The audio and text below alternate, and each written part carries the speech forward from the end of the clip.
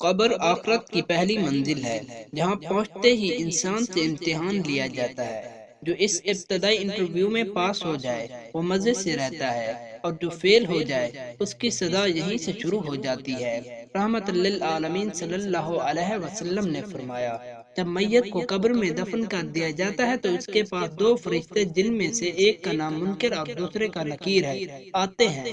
میت کو سامنے بٹھا کر اس سے تین سوال کرتے ہیں: تیرا رب کون ہے، تیرا نبی کون ہے، اور تیرا دین کیا ہے؟ اگر توحید و رسالت پر کامل ایمان اور ارکان اسلام پر مکمل عمل پیرا رہنے والا ہو تو جواب دیتا ہے، میرا رب اللہ تعالیٰ ہے، میرے رسول حضرت محمد صلی اللہ علیہ وسلم ہیں، اور میرا دین اسلام ہے۔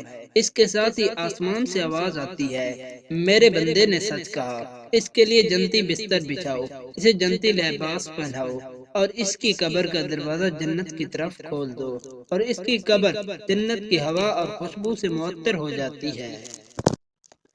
اگر توحید و رسالت کا منکر ہوا تو ہر سوال کے جواب میں کہے گا، ہائے افسوس، ہائے افسوس، ہائے افسوس، میں کچھ نہ کر سکا، ہائے افسوس، کچھ نہیں جانتا۔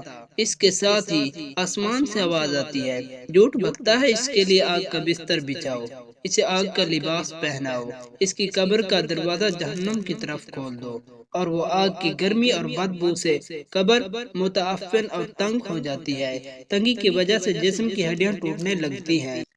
ایک اندھا اور بہرا فرشتہ اس پر ایسے لوہے کے گرز برساتا ہے، اگر وہ گرز پہاڑ پر مار دیا جائے تو وہ بھی ٹوٹ کر ریزہ ریزہ ہو جائے۔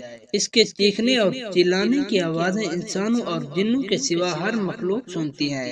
الہی ہمیں ان بد نصیبوں سے دور رکھنا، آمین۔